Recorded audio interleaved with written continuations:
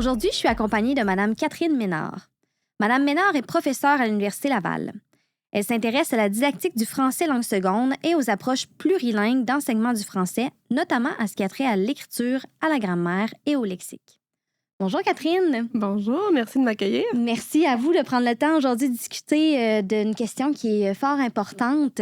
Alors, l'objectif du balado d'aujourd'hui est de réfléchir aux services d'accueil et de soutien à l'apprentissage du français qui sont reconnus comme étant les plus efficaces pour favoriser la réussite scolaire des élèves qui sont issus de l'immigration, mais aussi de réfléchir aux conditions de mise en œuvre de ces services-là. C'est bien ça? Exactement. Super. Alors, allons-y sans plus attendre.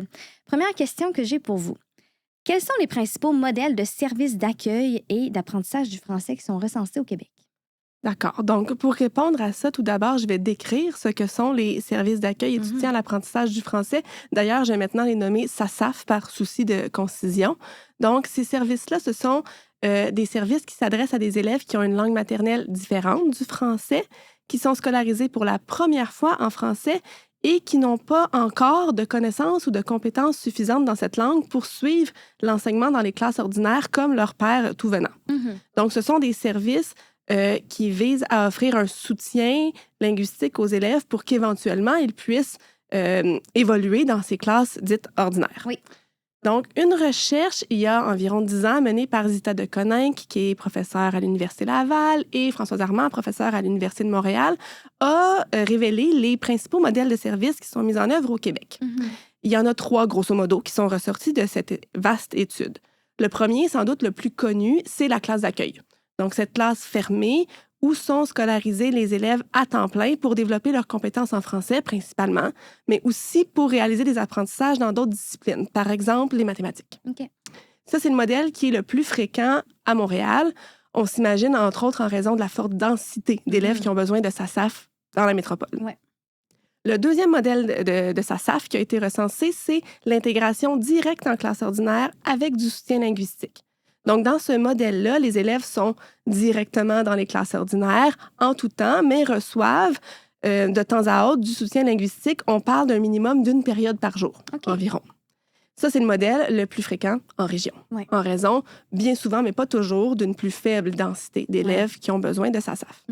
Et il y a un troisième modèle qui est un intermédiaire entre la classe d'accueil et l'intégration totale. C'est l'intégration qu'on dit partielle. C'est un modèle qui est moins souvent recensé, qui est aussi un peu moins documenté et qui prend différentes formes selon les centres de services scolaires. Donc, c'est difficile de le décrire, mais c'est vraiment un intermédiaire entre les deux. Okay. Donc, ça, c'est les 3 principaux modèles qui sont recensés au Québec. OK, super, c'est très clair. Maintenant, qu'est-ce que dit la recherche sur ces principaux modèles de services? Donc, selon la recherche, il n'y a pas un modèle de service qui serait plus efficace qu'un autre pour favoriser l'intégration linguistique, scolaire et sociale des élèves et plus largement leur réussite éducative. Okay. Donc, comme le résume Diane Quérien, en fait, c'est l'ouverture des intervenants scolaires à adopter des pratiques pertinentes, appropriées, qui serait un facteur important à considérer plutôt que le modèle de service en soi. OK. Cela dit, il y a quand même 2 écueils majeurs qui sont à éviter dans l'implantation de modèles de SASAF. Le premier, c'est celui de la submersion. Donc, on veut éviter que les élèves qui sont intégrés directement en classe ordinaire soient submergés, donc ne reçoivent pas de soutien linguistique suffisant. Ouais. Un deuxième écueil, c'est celui de la marginalisation. Ça, c'est l'écueil qui est associé aux classes d'accueil. Ouais. Donc, ce qu'on veut éviter, c'est que les élèves soient scolarisés dans un système quasi parallèle à celui des classes ordinaires et puis qu'à ce moment-là, ils aient très peu, voire pas du tout, de contact avec des locuteurs qui ont des compétences plus assurées en français. Ouais. Donc, ça, c'est 2 écueils à éviter. Puis, pour approfondir la réflexion, je vais aussi mentionner certains éléments qui sont soulevés par le ministère de l'Éducation comme favorisant l'intégration des élèves et leur réussite. Donc, il y a le fait de mettre en œuvre des pratiques d'enseignement qui sont adaptées en contexte de langue seconde, donc qui sont spécifiquement pertinentes pour les élèves qui reçoivent des SASAF.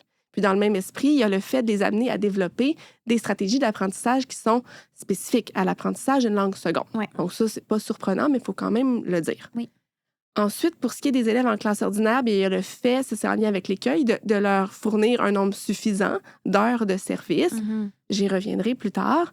Et pour les élèves en classe d'accueil, l'idée, c'est justement qu'ils aient des contacts très fréquents avec les élèves des classes ordinaires. Puis pour ce faire, il faut penser à la position, à la localisation des classes d'accueil dans l'école. On veut éviter, par exemple, que les classes d'accueil soient toutes dans une même aile et que là, les élèves côtoient très peu les élèves des autres classes.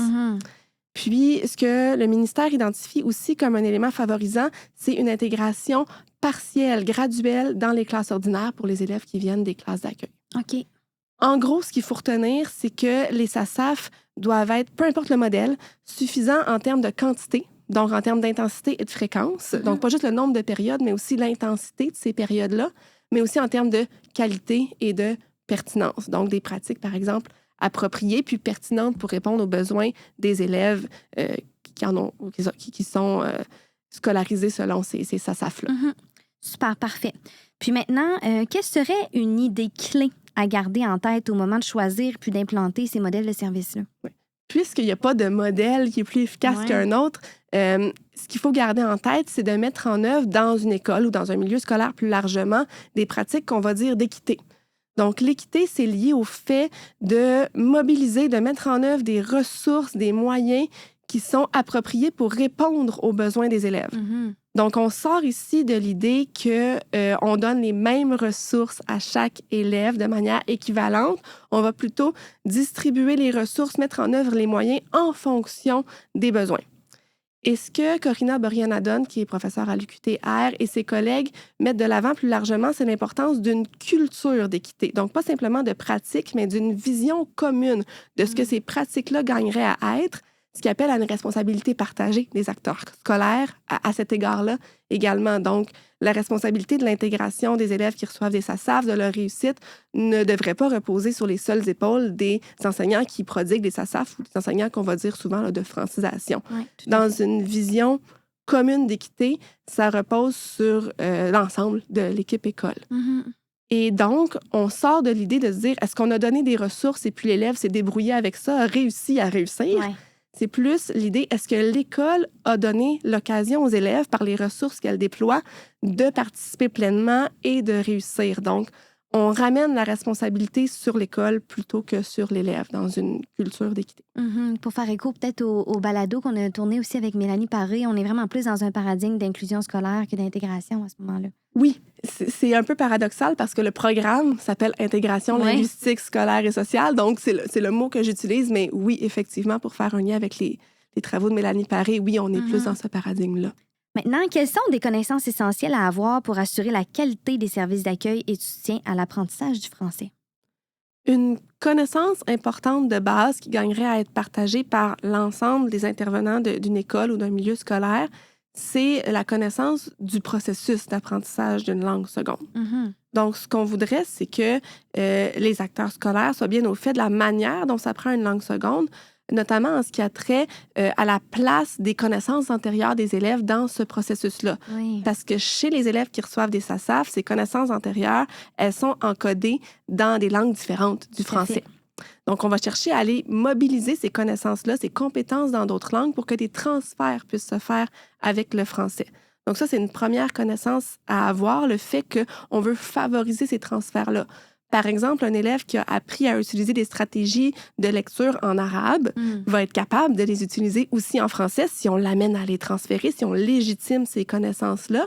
Bien sûr, il va devoir apprendre à décoder le texte en français, mais il n'y aura pas, par exemple, à réapprendre à prédire un texte, le contenu d'un texte. Ça, c'est fait. Donc, on gagne à miser là-dessus. Ça, c'est une première idée en lien avec le processus d'apprentissage. Puis une autre idée importante, je pense, pour conscientiser une équipe école, c'est de comprendre les durées moyennes qui sont associées à l'apprentissage d'une langue seconde. Donc, par exemple, pour développer des compétences d'oral contextualisé, donc l'oral du face-à-face, pour parler de sujets familiers, du quotidien. Par exemple, expliquer ce qu'il y a dans sa boîte à lunch, raconter sa fin de semaine, dire comment on va. Mais ça prend de 1 à 2 ans. Donc, c'est assez rapide et ça donne souvent l'impression que les élèves sont très forts après quelques temps seulement. Et effectivement, ils sont forts en oral contextualisé. Mais pour ce qui est de développer des compétences à l'écrit, donc des pratiques de lecture et d'écriture plus décontextualisées, nécessaires pour réaliser des apprentissages scolaires dans toutes les disciplines. Mais là, ici, on parle de 5 à 7 ans. Pour qu'un élève en contexte de langue seconde, il rattrape un élève qui est en contexte, lui, de langue première. Donc, c'est impossible que dans un seul passage en classe d'accueil ou dans quelques mois, années de service de soutien linguistique, l'élève ait atteint ces objectifs-là. Donc, cette conscience-là permet de comprendre la responsabilité partagée des acteurs scolaires parce que, bien entendu, les enseignants des classes ordinaires vont devoir aussi accompagner les élèves dans leur processus d'apprentissage. Oui, tout à fait. C'est vraiment important de prendre cette variable-là en compte là, parce que sinon, j'imagine qu'on va perdre un peu tout ce qu'on aura gagné dans les premières années. Là. Oui, puis ça nous donne aussi l'impression que les élèves sont jamais prêts. Oui. Parce qu'effectivement, bien entendu, au bout de 1 an, 2 ans en classe d'accueil, par exemple, les enseignants des classes ordinaires vont souvent avoir l'impression que les élèves ne sont pas prêts. Mais si on attend pendant 5 ans, on n'est pas en train de rendre service à l'élève non plus. Il a besoin d'aller dans les classes ordinaires, d'aller vers aussi son diplôme, de faire les apprentissages qui sont attendus. Puis il en est capable. Les élèves en sont capables dans la mesure où il y a des efforts, un soutien, des ressources particulières qui leur sont fournies pour les accompagner là-dedans. Donc ça, c'est quand même une bonne prise de conscience à avoir. Et en lien avec ça, bien, un autre type de connaissance qu'on gagne à avoir, c'est les pratiques, justement, qui vont favoriser les apprentissages des élèves. Puis ça, quand on est conscient du processus d'apprentissage d'une langue seconde, des transferts qui peuvent se faire, bien, on est capable de penser à des pratiques qui vont miser sur ces transferts-là. Donc, par exemple, en grammaire, on peut penser à des comparaisons entre les langues pour apprendre des notions grammaticales en français. Donc, comparer, par exemple, la négation dans la langue maternelle de l'élève puis en français pour dégager que c'est différent en français. Il y a 2 mots de négation, le ne, le pas. C'est souvent pas le cas dans d'autres langues. C'est peut-être pour ça que l'élève en oublie un des deux. Ou si je pense encore aux stratégies de lecture, mais dans des pratiques d'enseignement réciproque de la lecture, on pourrait encourager les élèves à interagir dans plusieurs langues pour co-construire leur compréhension du texte qui est écrit, lui, en français. Mais les élèves mobilisent ce qu'ils connaissent dans d'autres langues pour comprendre le texte en français. Mais pour ça, il faut être au fait que recourir aux langues des élèves, à leur langue maternelle et aux autres langues qu'ils connaissent, bien, ça aide, ça ne nuit pas à l'apprentissage d'une langue seconde. Ça va de pair avec la formation, j'imagine. Exactement. Exactement. Cette formation-là, elle est clé parce qu'elle n'est pas déjà là dans toutes les formations initiales des enseignants. Oui, tout à fait. Très intéressant. Et en terminant, est-ce que vous auriez une dernière recommandation pour des équipes écoles ou des centres de services scolaires là, qui réfléchissent au modèle de service d'accueil et de soutien à l'apprentissage du français qu'ils offrent actuellement? Mais justement, je pense que l'idée de cette formation-là, des acteurs scolaires en général, le fait de s'outiller comme équipe école, comme milieu scolaire, comme centre de service, pour être en mesure d'offrir des SASAF qui sont fréquents, intenses, donc suffisant en termes de quantité, fréquence et intensité, mais aussi en termes de qualité et en termes de pertinence. Parce que oui, les enseignants de francisation sont formés, mais ça ne peut pas reposer que sur leurs épaules. Donc, dans cette idée-là de développer des pratiques d'équité dans une vision commune d'une culture d'équité, bien, la formation devient essentielle. Puis, c'est comme ça qu'on pourra le mieux possible faire en sorte que les élèves puissent participer pleinement, puis éventuellement bien réussir comme on le souhaite. Très beau mot de la fin.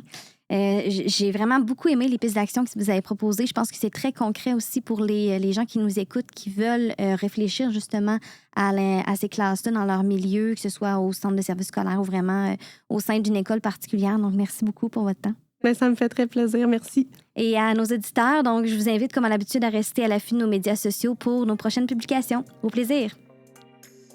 Ce balado est une production de l'unité mixte de recherche Synergia, fondée en partenariat avec les centres de services scolaires de la capitale, des découvreurs et des navigateurs et l'Université Laval. Nous remercions aussi les productions Upawa qui nous permettent de vous offrir une expérience auditive sans égale.